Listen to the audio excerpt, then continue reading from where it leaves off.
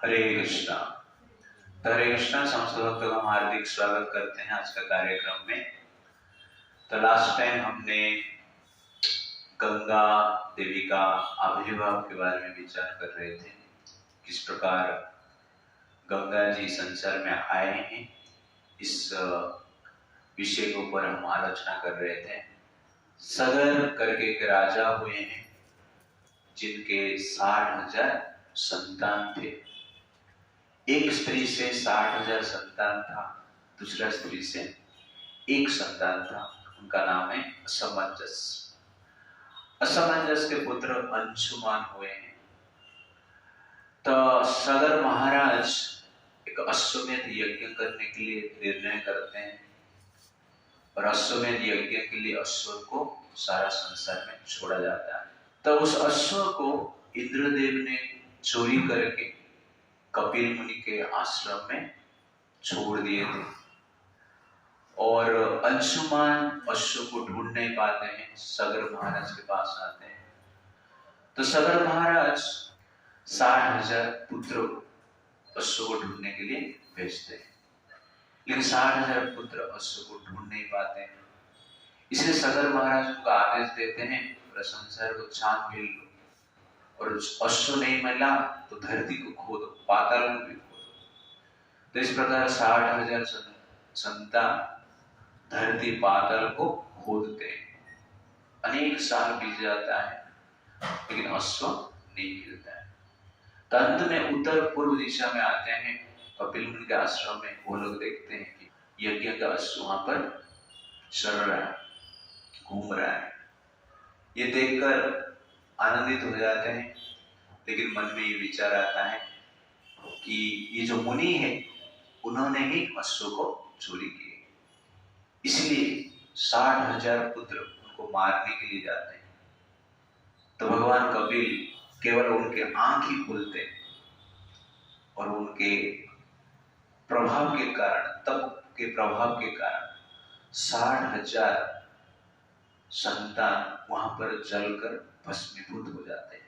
ये जब सूचना सगर महाराज को प्राप्त होता है वो दुखित होते हैं और अंशुमान को भेजते हैं।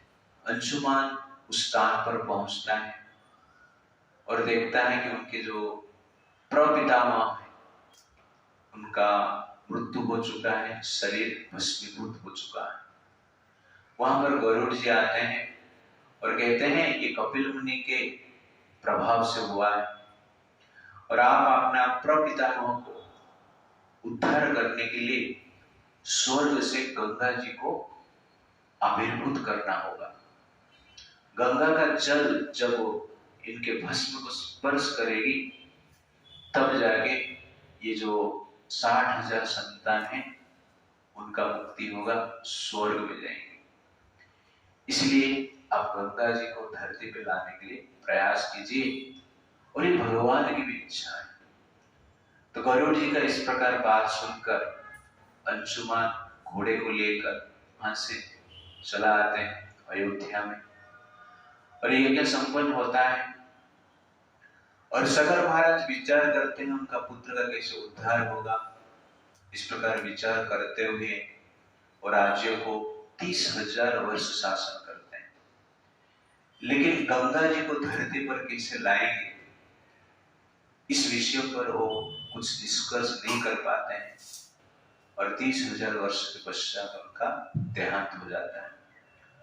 उनके पुत्र अंशुमान ट्राई करते हैं कि गंगा देवी को स्वर्ग से धरती पे लाने के लिए, इसीलिए अंशुमान इस संसार में 32,000 ईयर तक हिमालय में जाकर तपस्या करते हैं और 32,000 वर्ष तपस्या करने के पश्चात भी गंगा देवी का आविर्भाव संसार में नहीं होता है। वो शरीर त्याग कर देते हैं, स्वर्ग में जाते हैं। अंशुमान के पुत्र हुए दिलीप।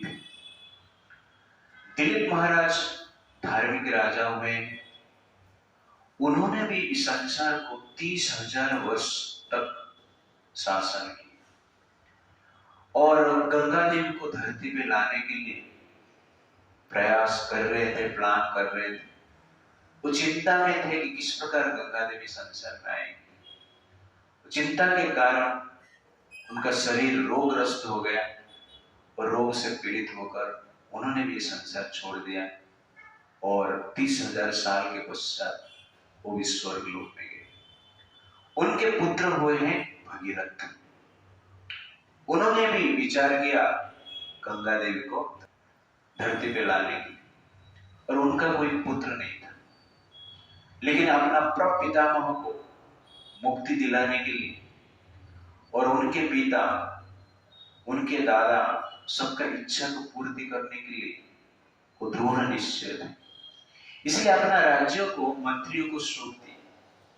मंत्रियों को देकर राज्यों को उन्होंने हिमालय में गए। हिमालय का गोकर्ण नामक एक स्थान है जहां पर उन्होंने तपस्या प्रारंभ की। उन्होंने अपने हाथ को ऊपर उठाकर पैर पे खड़े रहे और महीने में एक बार ही कुछ फल आहार करते थे। इस प्रकार 1000 वर्ष तपस्या की और उनके तपस्या से ब्रह्मा जी संतुष्ट होते हैं और उनके सामने प्रकट होते हैं। और ब्रह्मा जी भगीरथ जी को कहते हैं कि हे पुत्र, आपने घोर तपस्या किया है और आपका तप से मैं प्रसन्न हूं, और आप जो भी वर मांगेंगे मैं आपको दूंगा, अब मांगिए।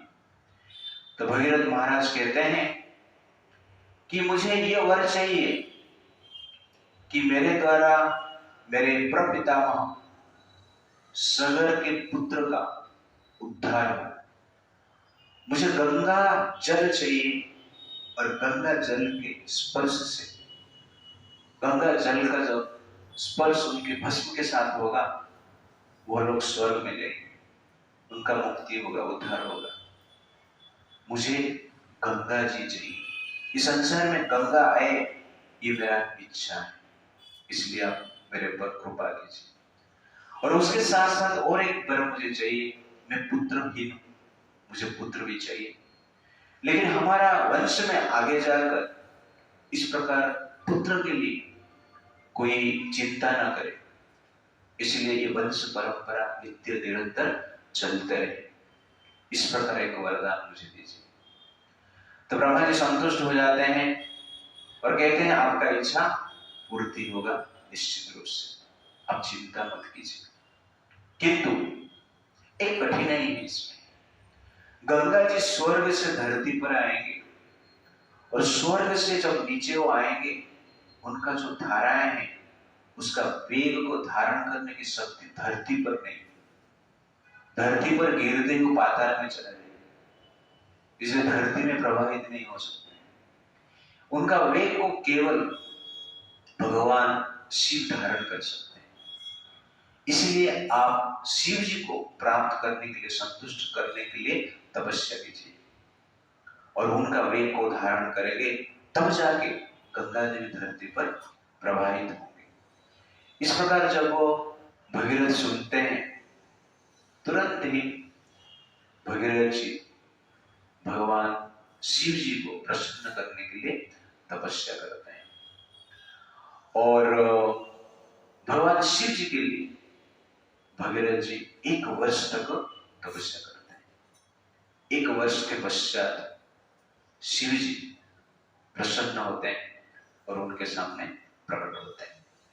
तो यहां पर हम देख रहे हैं कि किस प्रकार भगीरथ जी उनके परदादा के जो इच्छा था और उनके प्रपितामह का उद्धार करने के लिए प्रयास किए। तो पहले सागर महाराज ने, सागर के पुत्र अंशुमान, अंशुमान के पुत्र दिलीप, दिलीप के पुत्र भगीरथ। ये 4 पीढ़ी हो गया है। और कितना साल हुआ है? सागर महाराज 32,000 ईयर शासन की और अंशुमान भी 32,000 और दिलीप महाराज 30,000 साल, तो 94,000। और भगीरथ महाराज 1,000 साल तपस्या की। 95,000 ईयर का प्रयास के पश्चात गंगा देवी स्वर्ग से धरती पर आए नहीं, अभी तक आएंगे। ओके ना। तो ये जनरली एक डिटर्मिनेशन है, आगे उसके बारे में बताऊंगा। बट एक पॉइंट यहां पर है, विचार की शक्ति। तो जनरली संसार में आप देखेंगे कि सबसे बड़ा शक्ति जो है आपका विचार, आपका मोटिवेशन। तो आजकल सब लोग क्या चाहते हैं? मोटिवेशन चाहते हैं। तो यहां पर देखेंगे कि 4 पीढ़ी तक, 95,000 ईयर तक ये मोटिवेशन रहा कि गंगा जी को हम स्वर्ग से धरती पर लाएंगे। और सब लोग फेल हो रहे थे, लेकिन भगीरथ महाराज सक्सेस होने वाले। तो ये विचार का भी ट्रांसमिशन होता है। जनरल हमने सुना है कि आत्मा का ट्रांसमाइग्रेशन होता है, लेकिन आत्मा का तो ट्रांसमाइग्रेशन होता है और उसके साथ साथ क्या है? विचार का भी ट्रांसमाइग्रेशन होता है, ट्रांसमिशन होता है। तो इस संसार में हमने देखा कि शारीरिक जो शक्ति है पिता माता से पुत्र को प्राप्त होता है, संतान को प्राप्त होता है। तो फिजिकल पावर ट्रांसमिशन होता है, उसके साथ साथ स्किल भी ट्रांसमिशन होता है, उसके साथ साथ इम्यूनिटी भी ट्रांसमिशन होता है, और उसके साथ साथ विचार भी ट्रांसमिशन होता है। सगर महाराज का जो विचार है अंशुमान को ट्रांसफर हुआ, थोड़ा स्ट्रॉन्ग हुआ। अंशुमान के विचार दिलीप महाराज को ट्रांसफर हुआ, थोड़ा स्ट्रॉन्ग हुआ। और दिलीप महाराज का विचार भगीरथ को ट्रांसफर हुआ और थोड़ा स्ट्रॉन्ग हुआ। तो ये स्ट्रॉन्ग विचार ट्रांसमिशन होता है। तो कहने का अर्थ है कि हमारा जो प्रीवियस जनरेशन का विचार और आगे जो जनरेशन आता है उसमें ट्रांसमिशन होता है, और उसके साथ साथ क्या होता है? वो स्ट्रॉन्ग होता है, डिटरमाइंड होता है। तो यहां पर देखा जाता है कि दिलीप महाराज तपस्या करने के लिए नहीं गए, और सगर महाराज भी तपस्या करने के लिए नहीं गए। वो सिर्फ प्लान कर रहे थे, क्या करेंगे, चिंता कर रहे थे। तपस्या केवल अंशुमान ने किए और भगीरथ ने किए, और भगीरथ जी डिटर्मिनेशन के साथ किए। अंशुमान ने 32,000 ईयर तपस्या की और भगीरथ महाराज ने 1,000 वर्ष तपस्या की। तो कहने का अर्थ है कि विचार जो है ट्रांसमिशन होता है। इसलिए एक सभ्यता को नष्ट करने के लिए और एक कल्चर को नष्ट करने के लिए सबसे बेस्ट उपाय क्या है? उसका जो विचार को ही नष्ट कर दो, तब जाके सभ्यता अपने आप नष्ट हो जाए। तो ये जनरली ब्रिटिशर्स ने प्रयास किया। तो मैकॉले ने देखा कि इनका विचार को जब तक हम मारेंगे नहीं, तब तक जनरली इस देश को हम शासन नहीं कर सकते। इसलिए विचार को नष्ट करने के लिए मैकॉले ने इतिहास लिखा, संस्कृत स्टडी किया, वेद का ट्रांसलेशन किया। आज भी मैकॉले का ट्रांसलेशन अधिक लोग पढ़ते हैं जो गलत ट्रांसलेशन किया है। और गुरुकुल को बंद किया, बैन किया। उस समय पे मैकॉले के टाइम पे, ब्रिटिश के टाइम पे 2 लाख से भी ज्यादा गुरुकुल भारत में थे, और कोई भी जनरली अनपढ़ नहीं थे, सबको संस्कृत पता, वेद शास्त्र का ज्ञान था। तो इसलिए विचार को नष्ट करने के लिए मैकॉले ने इस प्रकार ट्राई किया, और धीरे धीरे वो विचार नष्ट हुआ। और अभी जो इतिहास हम पढ़ रहे हैं, गुलामी का इतिहास पढ़ रहे हैं, और जिसके कारण अपना जो संस्कृति है उसके प्रति हमारा गर्व नहीं है। इसलिए ये विचार धीरे धीरे जनरेशन टू जनरेशन वीक हो गया। जैसे राम मंदिर बना, लेकिन 1992 में कार सेवा हो और वहां पर लाखों हिंदू पहुंचे और गुम्बद को तोड़ दी। उस समय में वो पावर था, वो डिटर्मिनेशन था, वो विचार उनके हृदय में प्रभावित हो रहा था। लेकिन आज आपको कहा जाएगा कि अभी मथुरा भी बाकी, ज्ञान भी बाकी, चलो सब जाते हैं ऊपर चढ़े उसको भी मिटा देते। कर पाएंगे ऐसा? क्यों? कि वो विचार का ट्रांसमिशन हुआ ही नहीं, इसलिए विचार अत्यंत महत्वपूर्ण है। तो विचार आपको वीर बनाता है और विचार आपको धीर बनाता है। विचार आपको स्थिर भी बनाता है और विचार आपको अस्थिर भी बनाता है। एक्चुअली विचार आपका व्यक्तित्व बनाता है। इसीलिए किस विचार को हम ग्रहण कर रहे हैं और किस विचार के अनुसार हम जी रहे हैं अत्यंत महत्वपूर्ण है। तो अभी हमारा विचार स्ट्रांग रहेगा तो आगे जो जेनरेशन आएंगे उसमें विचार ट्रांसमिशन होता है। केवल beauty, immunity, physical strength, skill transmission नहीं होता है, विचार भी ट्रांसमिशन होता है, व्यक्तित्व भी ट्रांसमिशन होता है, चरित्र भी ट्रांसमिशन होता है। इसीलिए अपना जो संस्कृति का विचार है उसका हम स्टडी करना अत्यंत आवश्यकता है। और इसके अनुसार एक व्यक्ति वीर बनता है, धीर बनता है और कभी कभी स्थिर भी हो जाता है। कभी कभी जनरली हीनता को भी प्राप्त करता है। इसलिए विचार को हमें टिका के रखना चाहिए। और भगीरथ महाराज सक्सेस होने के पीछे उनका डिटर्मिनेशन तो था, लेकिन उनके पास इतना डिटर्मिनेशन आया कैसे, वो मोटिवेशन आया कैसे? सगर महाराज का मेंटालिटी, दिलीप महाराज का मेंटालिटी, अंशुमान का मेंटालिटी उनके भीतर आया। इसलिए जो जाति जितना संस्कृति के प्रति अटैच्ड है उसका जो जाति आगे आएगा, उसका जो जनरेशन आगे आएगा वो भी उतना अटैच्ड रहेगा। ये अत्यंत आवश्यक है। तो राम मंदिर का सिचुएशन में आप देख रहेंगे कि 1990 में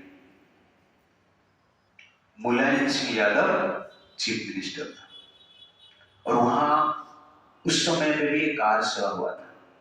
वहां पे भी लाखों लाख लोग इकट्ठे हुए थे और वहां पर मस्जिद को तोड़ने के लिए प्रयास भी किया गया था, लेकिन मुलायम सिंह यादव ने गोली चला दी। पर कल्याण सिंह उसके बाद 1992 में चीफ मिनिस्टर बनते। वहां पर उस समय भी कार सेवा, 4 लाख से ज्यादा हिंदू वहां पर आए और कल्याण सिंह को फोन आता है प्राइम मिनिस्टर ऑफिस कि हमने सुना कि गुम्बद के ऊपर कार सेवक चढ़ गए।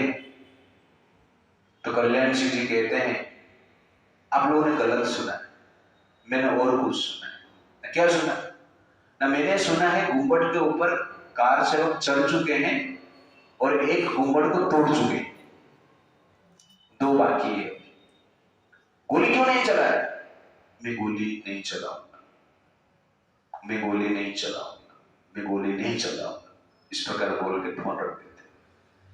तो 2 चीफ मिनिस्टर है, मुलायम सिंह यादव गोली चलाया, कहते हैं 9-10 लोग मरे, बट इन रियलिटी 1000 से ज्यादा कार से लोग मरे, इस प्रकार कहा जाता है। 1500 से भी कोई कहता है। तो कहने का अर्थ है एक ने गोली चलाया और एक ने गोली नहीं चलाया। ऐसा क्यों? तो ये जनरली विचार का प्रभाव। तो विचार अत्यंत इंपॉर्टेंट है। तो विचार से आचार बनता है। आचार मतलब एक्शन होता है। नहीं तो आप सोचोगे दुकान का आचार करके।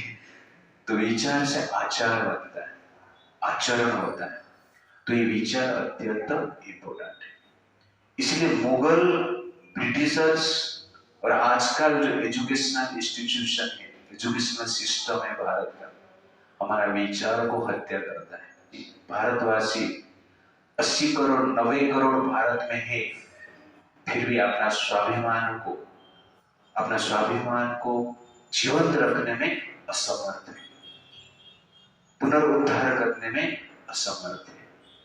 इसका कारण है कि काल के प्रभाव से, कहने का अर्थ है पिछला 200, 300, 400, 1000 साल से विचार को काटा जा रहा है। इसलिए जो जनरेशन जन्म होता है वो इतना स्ट्रांगली अपना संस्कृति के प्रति आसक्त नहीं हो पाता है। इसलिए विचार अत्यंत आवश्यकता है। तो 500 साल के बाद प्राण प्रतिष्ठा हो रहा है, तो कैसे हो पा रहा है? क्योंकि विचार को धारण करने वाला व्यक्ति अभी पद पर है। कल्याण सिंह यादव थे, इसलिए मस्जिद टूटा, और उसका नेक्स्ट डे कल्याण सिंह यादव क्या करते हैं? इस्तीफा देते, रिजाइन देते, पद भी छोड़ देते। तो ये जनरली पावर, विचार का पावर।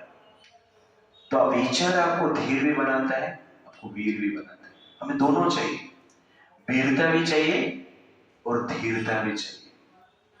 केवल वीरता ही रहेगा तो हम क्या बनेंगे? आतंकवादी बनेंगे। लेकिन और केवल धीरता ही रहेगा तो क्या बनेंगे? गांधी बनेंगे। ओके ना? कापुरुष बन जाए, नपुंसक बन जाए, लेकिन नहीं, कुछ काम का नहीं, पंगु हो जाए, हैंडीकेप्ड। तो हमें वीरता भी चाहिए और धीरता भी चाहिए।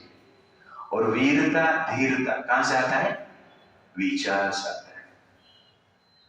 आप किस प्रकार के इतिहास को स्टडी कर रहे हो, किस प्रकार की इंफॉर्मेशन ले रहे हो, इसीलिए आप लोग को स्टडी करना चाहिए शास्त्र प्रतिदिन, तब जाके विचार बनता है। और आगे जो जनरेशन आएगा उस जनरेशन में वो विचार ट्रांसफर होगा, ट्रांसमिशन होगा। इसीलिए हमें स्किल वाइज तो आगे है, बट संस्कृति वाइज हम लोग पीछे।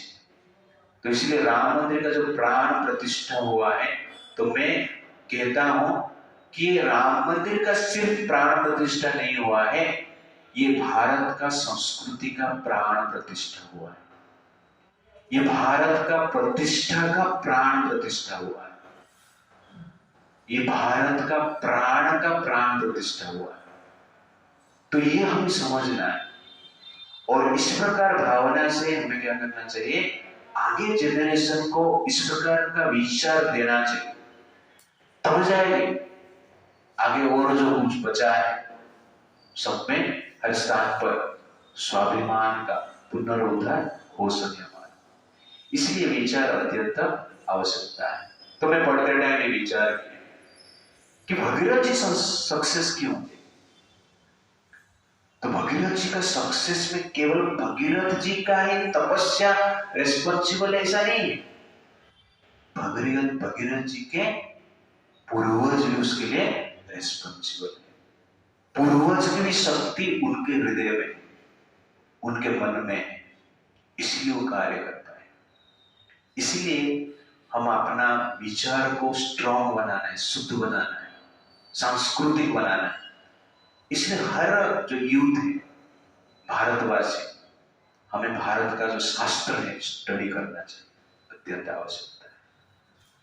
जनरली कभी कभी लोग कहते हैं कि द्रोणाचार्य ने एकलव्य का उंगली ले लिया यार, ऐसा कैसे कर दी? और कोई कोई ऐसा लिखते हैं, पहले ऐसा शिष्य होते थे, गुरु उंगली मांगता था तो काट के दे देते थे। आजकल ऐसा शिष्य हो रहे, गुरु कहते हैं नाखून काट ली तो भी नहीं काटते। उंगली की बात छोड़ दीजिए। You understand the point? But कभी आपने सोचा, इसे क्रिटिसाइज किया जाता है, इस प्रकार बताया गया। ब्रिटिशर्स जो इतिहास लिखे, जो ट्रांसलेशन किए, जो प्रचार किए, उसमें बताया जाता है कि देखो भारत में शिष्य से उंगली मांगा जाता है क्योंकि वो एक्सपर्ट था, पावरफुल था, अर्जुन के प्रति उस स्पर्धा में था। अर्जुन को आगे रखने के लिए द्रोणाचार्य ने उंगली मांगा।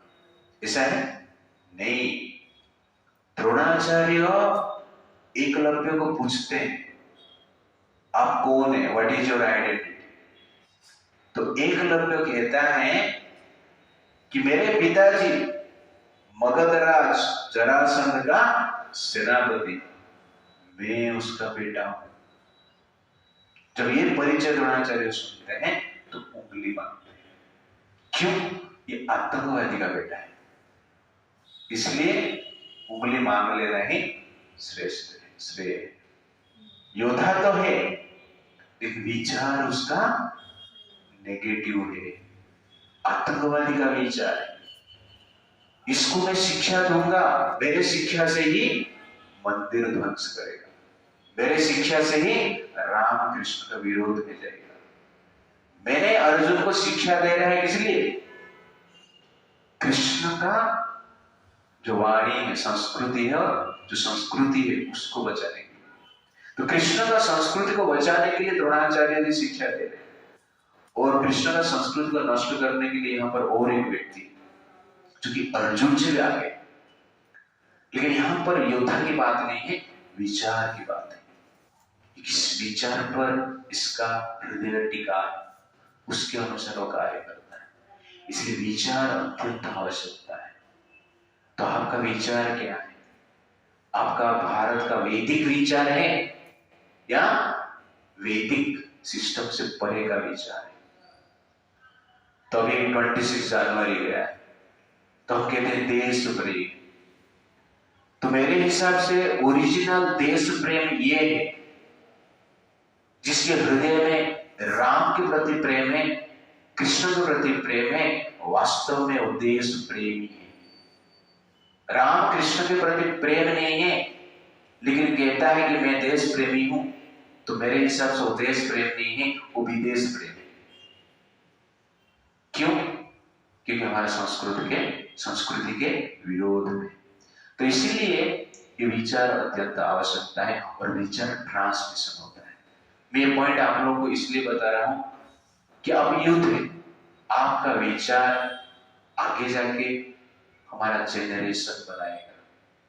तो हमारा जेनरेशन आगे जाके स्ट्रॉन्ग होगा, वीक होगा, आपके विचार के ऊपर डिपेंड करता है। सांस्कृतिक होगा और अपसांस्कृतिक होगा, आपका विचार के ऊपर डिपेंड करता है। केवल पढ़ने से कुछ नहीं होता, पहले का संस्कार अधिक इफेक्ट करता है। आजकल हमारे पढ़ने को भी इच्छा नहीं। क्यों? क्योंकि पहले का संस्कार ही ऐसा है। बट ऐसे हमें ट्राई करना चाहिए, तो आगे जाके एक जनरेशन के बाद, 2 जनरेशन के बाद जैसे स्ट्रॉन्ग विचारशील व्यक्ति हो जो कि हमारा संस्कार और संस्कृति को रक्षा करे। समझ रहे हैं ना? तो इसी तरह आप लोग शास्त्र पढ़ो। हमारा ग्रुप में से एक जन ही शास्त्र पढ़ता है। कौन है?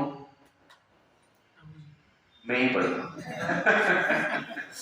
ओके, ज्यादातर लोग पढ़ने में नहीं देखा, इसलिए थोड़ा समय निकल के पढ़े। जैसे प्रतिदिन आहार लेते हैं ना, वैसे शास्त्र का भी आहार लीजिए, मन को और विचार को स्ट्रॉन्ग बनाने के लिए। That is the point. और उसके साथ साथ और एक पॉइंट है यहां पर कि इतना बड़ा परिश्रम, 95,000 का तपस्या किस लिए कर रहे हैं? गंगा जी को लाने। क्यों लाना है? क्योंकि 60,000 जो सगर महाराज के पुत्र हैं उनका उद्धार के लिए। आप लोग होते थे कि उद्धार करना है आपका प्रपितामह का, पिताजी का, उनके जो बेटे थे उनका उद्धार करना। तो आप क्या बोला? मेरा बेटा का उद्धार नहीं हो रहा है, इनका क्या करना है, छोड़ो। लेकिन यहां पर इस चीज को अत्यधिक ध्यान दिया गया है, पूर्वजों का उद्धार करना, उनको स्वर्ग भेजना, ये अत्यंत महत्वपूर्ण उस समय था, क्योंकि विचार उस प्रकार था। आज का विचार क्या है? पूर्वज का क्या हुआ छोड़ दीजिए, मुझे अमेरिका जाना है। You understand? I want to go to world, that is the point. पर पहले का विचार के अनुसार स्वर्ग में जाना बोल। तो इसीलिए इस प्रकार दृढ़ व्रत लेके लोग कार्य करते थे।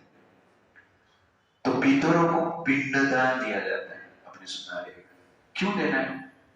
क्योंकि संसार में हर व्यक्ति कुछ ना कुछ पाप करता है और हर पाप का प्रायश्चित हम नहीं कर पाते। कलयुग में तो प्रायश्चित का सिस्टम ही नहीं। लेकिन जो व्यक्ति पाप करता है, प्रायश्चित नहीं कर पाता है, तो नेक्स्ट लाइफ में उसको दंड मिलता है नरक में, और मुक्ति होना, पुनः एक शरीर प्राप्त करने के लिए समय लगता है। इसीलिए पितरों को पिंड दान किया जाता है, श्राद्ध किया जाता है। पिंड का अर्थ है शरीर, दान का अर्थ है देना। जो देने से पितरों को शरीर मिलता है उसको क्या कहते हैं? पिंडदान कहते हैं। तो यहां पर आप पिंडदान कर रहे हो, श्राद्ध कर रहे हो, तो पितरों को वहां पर बेनिफिट होता है। कहने का अर्थ है उनका उद्धार होता है। मान लो पितृलोक में वो पीड़ा में, कुछ प्रॉब्लम में, तो उस प्रॉब्लम का निराकरण आप यहां पर पिंडदान करेंगे तो होता है। तो आप कहेंगे कि इसे कैसे होता है यार? बताओ, चलो लॉजिकल बताओ, ऐसे कैसे होता है? तो यहां पर बैंकिंग सिस्टम है, ओके ना? तो बैंक में आप पैसा भरते हो, एसबीआई में पैसा भरते हो मुंबई से, तो कहां पे पैसा मिल जाता है? दिल्ली में मिल जाता है। कैसे? आपने जो पैसा भरा वही गया उधर? नहीं, अकाउंट में आपने भरा, जिसके नाम पे भरा उसको वही नोट नहीं मिलता है, दूसरा नोट मिलता है, ओके? लेकिन बैंकिंग सिस्टम, इधर उसके नाम पे डिपॉजिट करेंगे तो वहां पे मिलेगा। और कौन देता है? जिसको आपने दिया काउंटर में वही जाके देता है? नहीं, ये बैंकिंग सिस्टम इस प्रकार बनाया गया है और बैंक का अथॉरिटी उसके लिए रेस्पॉन्सिबल है कि आप उस बैंक में उसके नाम पे डिपॉजिट किया तो जो व्यक्ति को मिलने वाला है वो बैंक उसका अरेंज करता है। तो ठीक उसी प्रकार ये पिंडदान का सिस्टम जो है, श्राद्ध का सिस्टम है, भगवान के द्वारा बनाया गया एक प्रकार की डिवाइन बैंकिंग सिस्टम। यहां पर भगवान के एजेंट, जिसको हम क्या कहते हैं? ब्राह्मण कहते हैं, और उनके हाथ से जब हम अपने पितरों के नाम से कुछ डिपॉजिट करते हैं, कुछ दान देते हैं, तो वो चीज कहां पे पहुंचता है? पितरों को पहुंचता है। भगवान ने ऐसा सिस्टम किया है कि भगवान ने यहां पर ब्राह्मण को रखा है। ब्राह्मण मीन्स भगवान के भक्त, और उनको आपने कुछ दान दिया तो उसका जो बेनिफिट भगवान क्या करते हैं? पितरों लोगों में देते हैं। और सिंपलीफाई में करता हूं, मान लो आपके गांव में आपके बाजू वाले और उनके साथ आपका अच्छा संबंध है, उनके पिताजी मुंबई में रहते हैं लेकिन परिवार यहाँ पे रहते हैं, और परिवार को आप क्या करते हो? हेल्प करते हो। उनका जरूरत के टाइम पे आप पैसा देते हो, उनको कुछ सेवा चाहिए तो सेवा करते हो, ड्रेस चाहिए तो ड्रेस देते हो, और एफेक्शन के कारण भी देते हो, इसलिए चाहिए इसलिए हम देते हैं। एक प्रकार का अच्छा रिलेशनशिप है, तो लेन देन चलता रहता है प्रेम के कारण। और उनके पिताजी मुंबई में रहते हैं और आपका भी कुछ रिलेटिव मुंबई में रहते हैं, ओके? तो पिताजी जब सुनते हैं कि ये लड़का, ये परिवार मेरे परिवार को उधर हेल्प करते हैं, तो उधर मुंबई में जो रहते हैं पिताजी, वो क्या करते हैं? आपका जो रिलेटिव मुंबई में रहते हैं उनको हेल्प करेंगे कि नहीं करेंगे? करेंगे ना, क्योंकि नेचुरल अफेक्शन। तो ठीक उसी प्रकार संसार में ब्राह्मणास या बाकी जीव है, और उस जीव के लिए आप यहां पर कुछ करते हो, तो भगवान ने सिस्टम बनाया कि मेरे बेटा बेटी के लिए यहां पर ये कुछ कर रहा है, इसलिए पितृलोक में इनके जो व्यक्ति है उनका मैं उद्धार करूंगा। भगवान वहां पर उद्धार करते हैं। तो ये जनरली नेचुरल सिस्टम है, ये हमें समझना चाहिए। तो यहाँ पर जो ब्राह्मण है, गरीब है, उनको दान देते हैं, धर्म करते हैं, कुछ सेवा करते हैं, उपकार करते हैं, तो उसका फल जनरली भगवान क्या करते हैं? पितरों को भी देते हैं। इसलिए श्राद्ध किया जाता है। तो श्राद्ध में क्या क्या किया जाता है? कोई भी सिस्टम आप भारत में देखिए, यज्ञ हो, श्राद्ध हो, फेस्टिवल हो, शादी हो, बर्थडे हो, तो हम क्या करते हैं? कुछ देते हैं, कुछ उपकार करते हैं, ठीक है ना, कुछ त्याग करते हैं। क्यों? क्योंकि वो त्याग से पितरों लोगों को कुछ प्राप्त होता है। तो श्राद्ध का स्पेशल त्याग से पितरों को प्राप्त होता है, और बाकी जो त्याग से वो इन्वेस्टमेंट है अपने लिए, मृत्यु के पश्चात वो प्राप्त होगा, धर्म जिसको कहते हैं। तो ये नेचुरल सिस्टम है। क्यों? कि भगवान देख रहे हैं कि मेरे संतान को ये लोग हेल्प कर रहे हैं, इसलिए उनका हेल्प करना मेरा कार्य है। तो ये साइंटिफिक भी है और लॉजिकल भी है। इसलिए भारत का हर यज्ञ में, हर उत्सव में, हर फेस्टिवल में, हर एक्टिविटी में, मृत्यु के समय हो या जन्म के समय हो, विवाह के समय, कोई भी संस्कार किया जाता है तो दान पुण्य के बाद किया जाता है। कभी कभी लोग सोचता है चावल तुम लोग डालते हो, बाद में लेके तुम लोग तालाब में डाल देते हो, तो वेस्ट भी है ना, इस प्रकार कहता है। एग्जैक्टली वेस्ट नहीं है, वो भी साइंटिफिक। तालाब में जब डालते हैं, तालाब में कौन रहते हैं? मछली रहते हैं, जीव रहते हैं ना, मछली खाते हैं उनको। आप जाके डायरेक्ट गेहूं सब डालते हो तो लोग कहते हैं यार ये मछली को खिला रहे। और जो पिंडदान होने के पश्चात जो भी चावल कुछ बचता रहता है वो लेके जाके नदी में विसर्जन किया जाता है। कभी सोचा ऐसा क्यों किया जाता है? उसके पीछे कारण क्या है? मछली को खाना। तो भारत में अनेक लोग हैं, करोड़ों करोड़ों लोग हैं, और हर व्यक्ति श्राद्ध करेंगे तो रोज तो कुछ पिंडदान होता रहेगा ना। तो तालाब में चावल जाएगा, बाकी भी कुछ मटेरियल जाएगा, तो खाएगा कौन? मछली। तो ये सिस्टम है, मछली भी भगवान के संतान, उनको भी आहार मिल जाता है और पितरों को भी आहार मिल जाता है। तो this is exactly science, logic. अब ब्रॉडली सोचेंगे तो कुछ वेस्ट नहीं। शिवलिंग में दूध डालते हैं, वेस्ट होता है, एक्सेप्ट वेस्ट नहीं, वो भी एक प्रकार की सिस्टम है। जो कि जलचर जीव है उनका, उनके लिए आहार है। मछली कितना गेहूं खाएगा, कितना चावल खाएगा? कभी कभी दूध मिलना चाहिए उनको भी, ओके ना? आपको जैसे दूध चाहिए, मछली को भी दूध चाहिए, उनको भी विटामिन चाहिए, उनको भी कैल्शियम चाहिए, प्रोटीन चाहिए। तो प्रोटीन कहां से आता है? यहाँ से। एक सिस्टम है। तो पहले ये सब चीज जो है नदी में विसर्जन होता है, इसीलिए नदी बड़ा जलाशय है, तो वहां पे अनेक प्रकार के जीव और सबको आहार मिलता है। एक साइंस। आज का नाली में डाल रहे वो हमारा प्रॉब्लम, भगवान का सिस्टम में प्रॉब्लम नहीं। तो समझ में आया? तो ये भी लॉजिकल है, इलॉजिकल नहीं।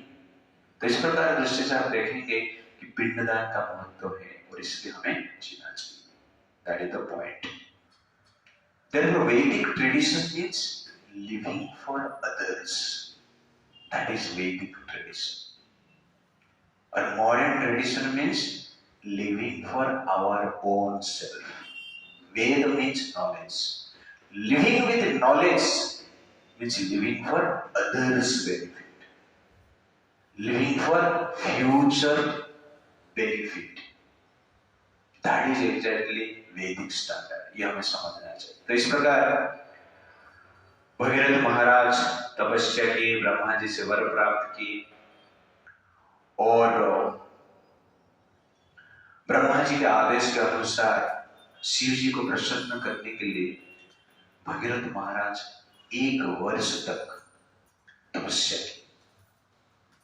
1 वर्ष के पश्चात शिव जी प्रकट होते हैं और भगीरथ महाराज को कहते हैं कि आपका मनोकामना निश्चित रूप से पूर्ति होगा और मैं गंगा जी को अपना जटा में धारण करूंगा।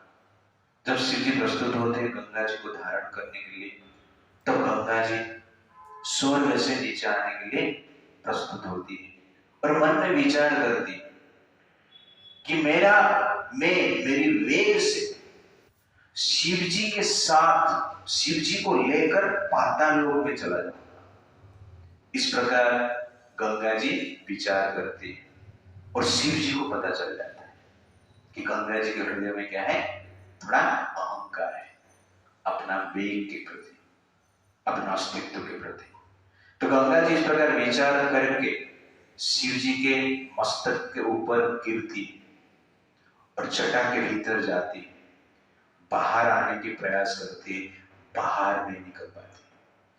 शिव जी जटा में गंगा जी को अनेक वर्ष धारण करके रखते, बहुत वर्ष लिखा गया है, स्पेशल कितना वर्ष नहीं लिखा गया है, बहुत वर्ष तक इस प्रकार शिव जी गंगा जी को जटा में रखते।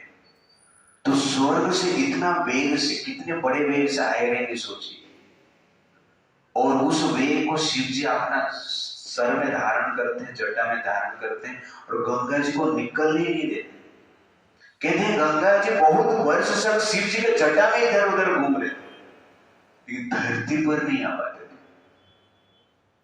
तो ये देखकर भगीरथ महाराज को भी चिंता हो गई। इतना वर्ष के पश्चात गंगा जी आए, शिव जी के लिए भी प्रार्थना की, शिव जी भी संतुष्ट हो, अभी जटा में मैं क्या करूं। तो फिर शिव जी को प्रसन्न करने के लिए भगीरथ महाराज शिव जी को प्रार्थना करते। शिव जी गंगा जी को लेके घूम रहे थे, ऐसे नहीं कि एक जगह पे बैठे अपना काम धंधा कर रहे थे, अपना ड्यूटी चल रहा था, गंगा जी को लेके जटा में। ये शिव जी का जटा है, यू अंडरस्टैंड ना। आपके बालों के ऊपर एक मग पानी में टिकता नहीं नीचे गिर जाता है, यू अंडरस्टैंड ना, टिकता है नहीं। शिव जी के जटा के भीतर गंगा जी प्रवेश करते हैं और गंगा जी अनेक साल तक बाहर नहीं आते। That is power of Shiv. और इसे लेके घूम रहे थे, लेकिन भगीरथ महाराज के प्रार्थना से प्रसन्न होकर बिंदु सरोवर में जाकर गंगा जी को छोड़ते हैं।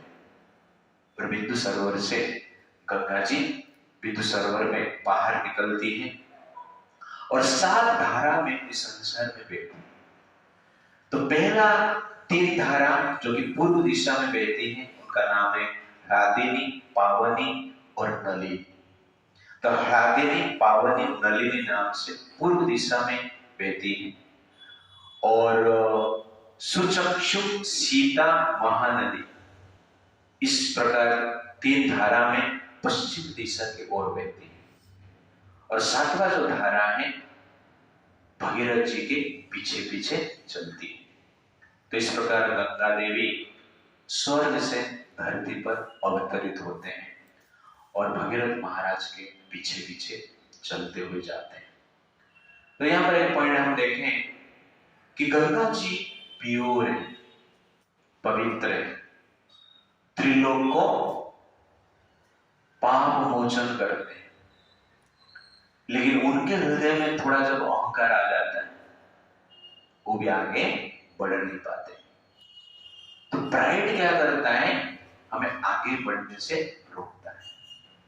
तो स्पिरिचुअल लाइफ में अहंकार प्रोग्रेस करने के लिए बाधा है। Pride is one of the obstacle to progress in spiritual life. आध्यात्मिक जीवन में प्रगति करने के लिए प्राइड, अहंकार एक बड़ा बाधा है। इसलिए इस अहंकार को हमें क्या करना चाहिए, नष्ट करना चाहिए। तो pride and Krishna consciousness, bhakti goes ill together, एक साथ नहीं हो सकता है। Material life means life of pride, arrogance, and spiritual life means life of humility, नम्रता। तो स्पिरिचुअल लाइफ में प्रोग्रेस करना है तो ये नम्रता का जो क्वालिटी, नम्र भाव है, भगवान को अत्यंत प्रसन्न है। इसलिए क्वालिटी अत्यंत आवश्यकता है। कभी कभी हम सोचते हैं इम्प्योरिटी से प्राइड आता है, कभी कभी प्योर लाइफ से भी प्राइड आ सकता है, जो कि गंगा देवी। तो गंगा देवी जो कि समस्त जगत को शुद्ध करती, उनके मन में भी थोड़ा प्राइड आ गया तो शिव जी जटा में धारण कर और अनेक साल तक लेके घूम रहे थे। बड़ा अपमान की बात। तो उसी प्रकार जनरली जब तक हम अहंकार को त्याग नहीं करेंगे, हम वैकुंठ में प्रवेश नहीं कर सकते। तो जीवात्मा वैकुंठ में प्रवेश चाहता है तो अहंकार को त्याग करना अत्यंत आवश्यकता है। जैसे कि गंगा जी ने शिव जी के जटा में ही रहेगी और हम अहंकार को त्याग नहीं करेंगे तो हम इस संसार के जटा में रह जाएंगे, संसार में घूमते रहेंगे। गंगा जी अनेक वर्ष तक रहे और हम अहंकार को त्याग नहीं करेंगे तो इस संसार में अनेक जन्म तक घूमते रहेंगे। इसलिए अहंकार को त्याग करना अत्यंत आवश्यकता है। Therefore, human life is given to kill pride and cultivate humility. This is the goal of human life. To kill pride and cultivate humility. एक बार एक साधु के राजा ने पूछा कि मेरा सौभाग्य और दुर्भाग्य के बारे में बताइए। तो साधु ने कहा, नहीं, आपका दुर्भाग्य ये है कि आप पैदा हो गए और आपका सौभाग्य ये होगा कि आप मर जाओ। तो राजा आश्चर्यचकित हो गए कि साधु इस प्रकार श्राप क्यों दे रहे। मेरा दुर्भाग्य में पैदा हो और सौभाग्य भी मैं मर जाऊं। साधु को पूछे किसका तात्पर्य होता है। तो साधु ने कहा कि आपका दुर्भाग्य है कि आप जन्म लिए इस भवसागर में और आपका सौभाग्य है कि आप मर जाओ। इसका अर्थ है आप अपना अहंकार को मार दो। आप अपना अहंकार को मार देते हो तो वास्तव में आपका सौभाग्य होता है। तो भाग्य किसको कहते हैं? जब अहंकार टूटता है, मिटता है। लेकिन जब बाहरी ढांचा टूटता है, मिटता है, वो भाग्य। तो अहंकार हमारे लिए क्या है? बाहरी ढांचा है और उसको मिटाना पड़ेगा, तोड़ना पड़ेगा और अत्यंत आवश्यकता है। इसलिए कभी कभी अहंकार को मिटाने के लिए प्रयास करना चाहिए। नहीं, कभी कभी नहीं, हर पल प्रयास करना चाहिए। 500 साल के प्रयास के बाद अभी राम मंदिर का प्राण प्रतिष्ठा हुआ है। अनेक प्रयास के बाद 1992 में, यू अंडरस्टैंड ना, तो बाबरी ढांचा टूटा। तो वो भी लगभग 500 साल ही, ऐसा नहीं कि कुछ कम है। तो कहने का अर्थ अहंकार को मारने के लिए पूरा ह्यूमन लाइफ दिया गया है और अहंकार का हम विनाश नहीं कर पाते हैं तो फिर नेक्स्ट लाइफ, जीवन में मतलब क्या है? अहंकार का जन्म है और कुछ नहीं। अहंकार का जन्म को हम क्या कहते हैं? बर्थडे कहते हैं। मेरा आज बर्थडे है। तो इसका अर्थ क्या है? अहंकार का जन्म का आज 20 साल हो गया और अहंकार के कारण मैं उस जन्म को सेलिब्रेट कर रहा हूं। हैप्पी बर्थडे माय डियर अहंकार। एग्जैक्टली, आजकल लोग इतना बर्थडे मनाते हैं, इतना बर्थडे मनाते हैं, बाकी चीज के लिए टाइम नहीं। प्रोग्राम बुलाया तो बोलेंगे बर्थडे चल रहा है। बर्थडे बनाइए लेकिन कृष्ण कॉन्शियसनेस वे से बनाइए। That is the point. Real चीज क्या करना है? मनुष्य जीवन में हमें अहंकार को नष्ट करना है। इसलिए शिव जी ने अनेक साल तक गंगा जी को लेके अपने मस्तक में लेके घूमे। बट गंगा जी शिव जी के मस्तक में आए और एक रीजन है कि गंगा जी का जो उत्पन्न है, उद्गम है, बिगिनिंग में, स्टार्टिंग में भगवान के चरण कमल से होता है। ओके, भगवान के चरण कमल को ब्रह्मा जी धोते वामन अवतार से और जो पानी बहता है वो क्या है? गंगा है। तो मैं कभी कभी सोचता कि ब्रह्मा जी के कमंडल में इतना पानी है। पूरा संसार में अभी प्रभावित हो रहा है, आज तक सुखा है। That is Brahma ji. ब्रह्मा जी ने कमंडल से भगवान वामन देव के चरण धोते हैं तो उसका पानी संसार में प्रवाहित हो रहा है और शिव जी उस पानी को मस्तक में धारण करते हैं। इसीलिए एक ही रीजन है कि भगवान का जल को अपने मस्तक में लेकर अनेक दिन तक रहे। But the point is that भगवान शिव भगवान विष्णु के भक्त हैं, इसलिए उन्होंने भगवान विष्णु का गुणगान करने के लिए भगवान के चरणामृत उसको अपना मस्तक में धारण करते हैं। तो इस प्रकार बिंदु सरोवर में लेकर भगवान शिव जी गंगा जी को छोड़ते हैं और वहां पर 7 धाराएं में गंगा जी बहती और 7वां धारा जो है भगीरथ के पीछे पीछे चलती। चलते चलते एक स्थान पर आते हैं जहां पर जन्नू महाराज यज्ञ कर रहे थे और उनका यज्ञ मंडप चारों ओर है और उस स्थान के बीच में भगीरथ जी चलते तो गंगा देवी भी उनके पीछे चलते, उनका यज्ञ मंडप को लेकर, कहने का अर्थ है गंगा जी के धारा से उनका यज्ञ मंडप बह जाता है।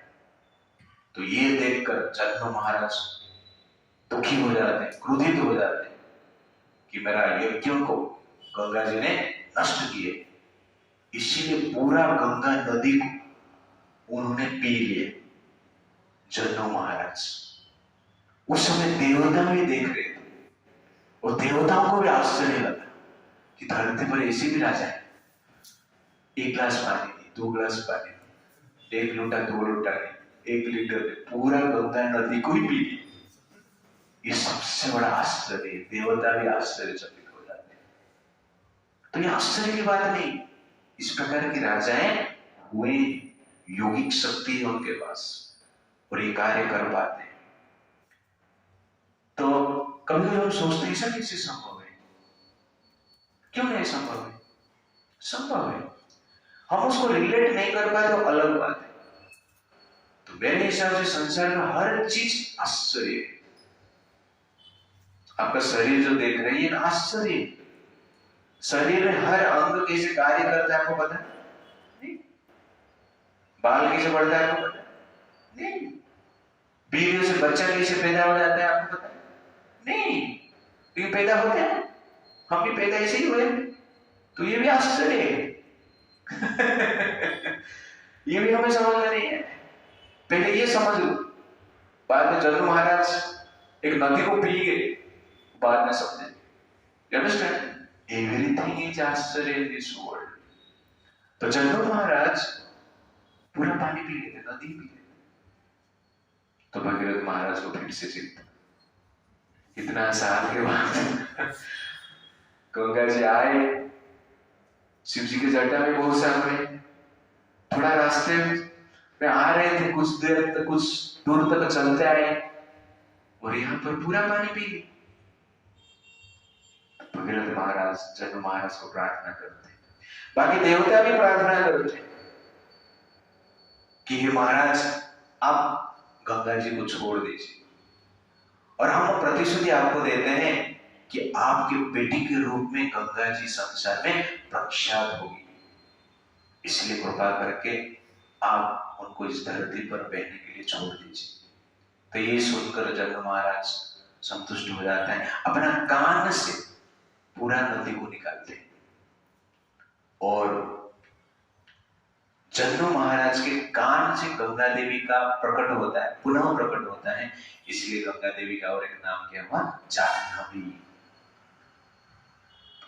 जाह्नवी जो है जन्नू महाराज के बेटी के रूप माना जाता है।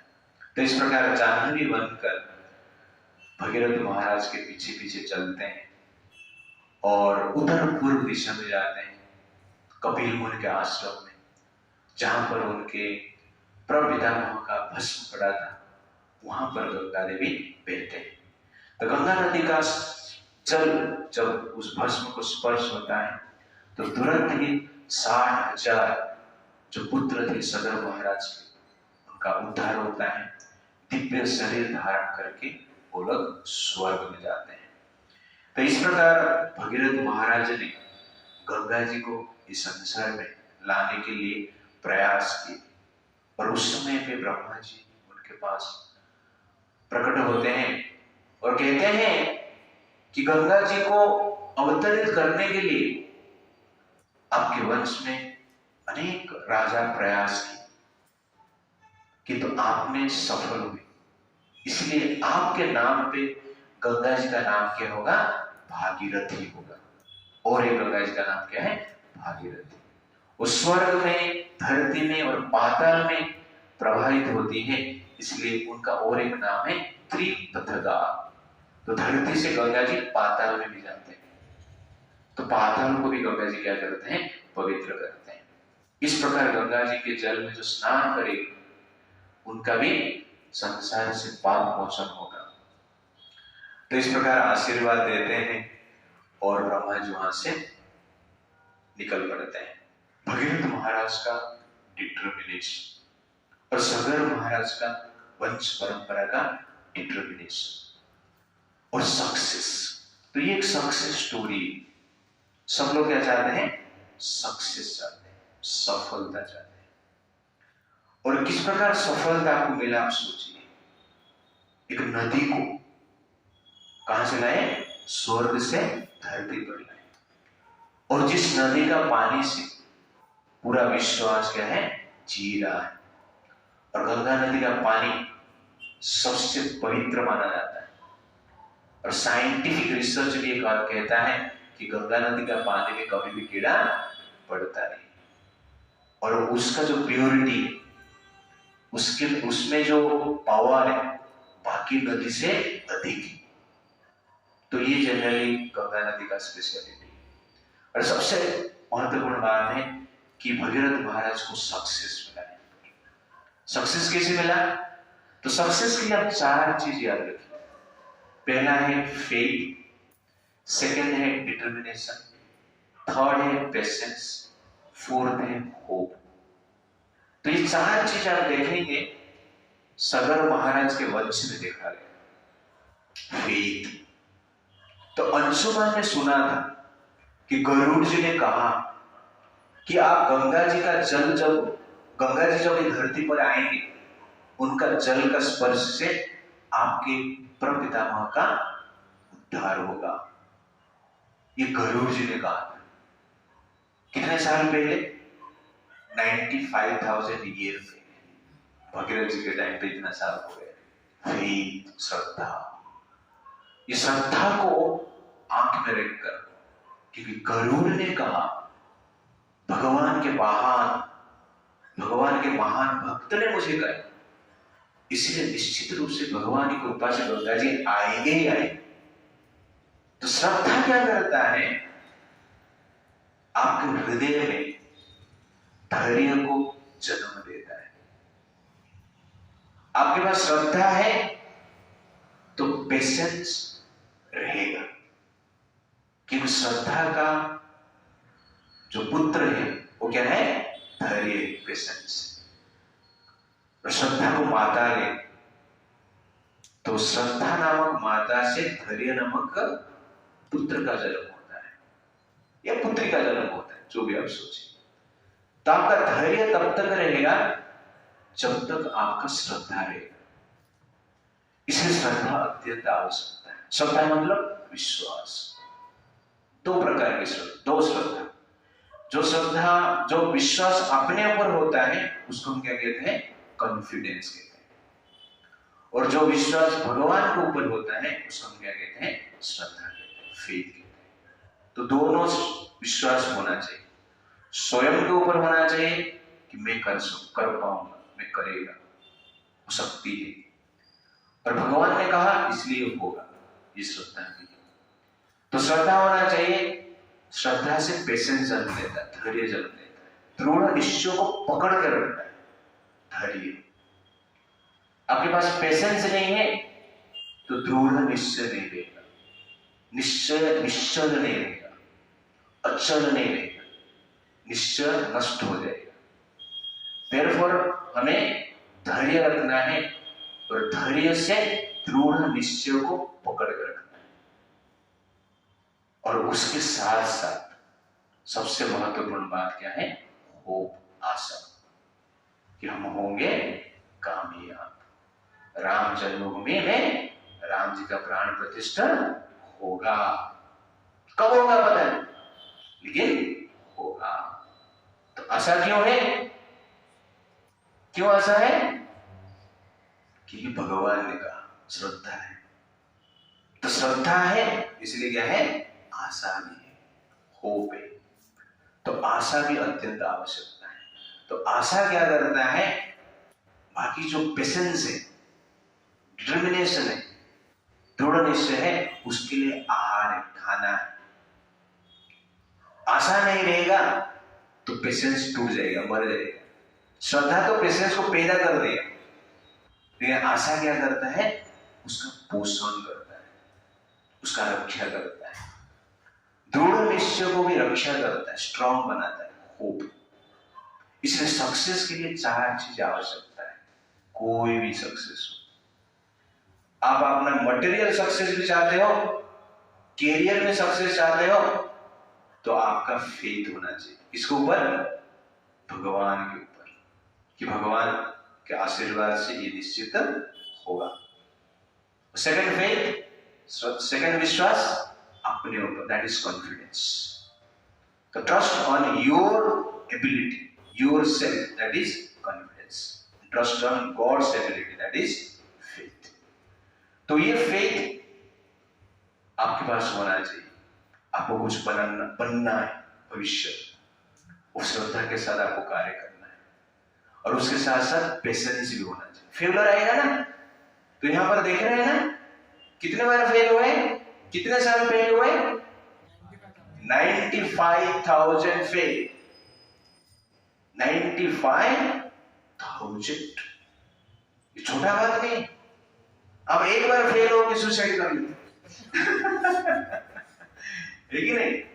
बट यहां पर 95,000 फेल होने के पश्चात भी प्रयास चलता रहा। ओके ना? इसलिए प्रयास कभी मत छोड़ना। ये धैर्य होना चाहिए, पेशेंस होना चाहिए। फेलियर से हमें डरना नहीं। Success is permanent but failure is temporary. Right ना? 10th पास हो गया ना, सक्सेस परमानेंट है, life time permanent. 10th fail हो गया, वो परमानेंट नहीं। आप प्रयास करेंगे तो क्या है? पास हो जाए, इम्परमानेंट होगा। इसलिए टेंशन मत लेना। You understand? इसका अर्थ नहीं है कि फेल हो जाएंगे, इसके लिए हम प्रयास करना है, नहीं, पास होना ही। बट कभी कभी जीवन में ऐसा होता है तो फ्रस्ट्रेट मत होना। कभी कभी जीवन में फेलियर आता है तो ये लीला को याद करना। यू अंडरस्टैंड ना, कि सगर महाराज किस प्रकार प्रयास की, चिंता की, विचार की, और भगीरथ महाराज किस प्रकार गंगा जी को स्वर्ग से धरती पर अवतरित किए। 95,000 ईयर का एक तपस्या है। इसीलिए कभी भी निराश नहीं होना, नेवर गिव अप। लेकिन हार नहीं मानना है, लेकिन हार नहीं मानना है। हार पहनो चलेगा, लेकिन हार मानना नहीं, दैट इज द पॉइंट। तो इस प्रकार दृढ़ निश्चय, धैर्य, श्रद्धा और आशा, डिटर्मिनेशन के साथ कार्य करेंगे तो निश्चित रूप से सक्सेस मिलेगा। तो इस प्रकार भगीरथ महाराज गंगा देवी को इस धरती पर लेकर आते हैं। हरे कृष्णा कृष्णा कृष्णा हरे हरे, हरे